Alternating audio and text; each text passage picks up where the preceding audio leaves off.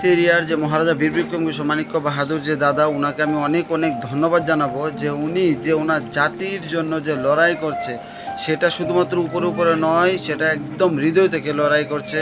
যেটা দেখতে পেলাম দুদিন আগে উনি একটা ভিডিও করেছে, যে ভিডিওটা একদম সত্যি, আমি একজন বাঙালি হয়ে, আমি নন ট্রাইবেল হয়ে, বাঙালি হয়ে আমি ওনাকে মানে হৃদয়ের অন্তঃস্থল থেকে অনেক ওনাকে সম্মান ওনার জন্য বেড়ে গেছে, এবং ওনাকে আমি অনেক রেসপেক্ট, ওনার জন্য অনেক রেসপেক্ট আমার মনে বেড়ে গেছে। কারণ কেন দেখুন, উনি বলে যে তিপ্রাসাদের জন্য উনি কথা বলে, একদম বাস্তব উনি কথা বলে। বাংলাদেশে যখন তিপ্রাসাদের উপর অত্যাচার হয়েছে উনি একটা সেকেন্ড চুপ থাকেনি। উনি তার জন্য সোশ্যাল মিডিয়াতে হোক বা সরাসরি হোক, প্রেস কনফারেন্সে হোক, উনি উনার প্রতিবাদ জানিয়েছে। উনি তিপ্রাসাদের উপর যে এডিসি এরিয়া তাদের উপর অন্যায়ের প্রতিবাদ জানিয়েছে। কিন্তু দেখা গেল কি, আমাদের অনেক বাঙালির বড় বড় নেতা আছে, হিন্দুদের বড় বড় নেতা আছে, কেউ একবার ওনার মতো প্রতিবাদ জানাতে দেখিনি।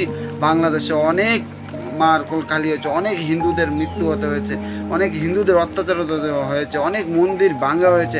একটাকে দেখলাম না আন্দোলন করতে, একটাকে দেখলাম না প্রতিবাদ জানাতে। কিন্তু উনি যে স্টেপ নিয়েছে, উনি যেই বক্তব্য রেখেছেন, তার জন্য বস সেলুট।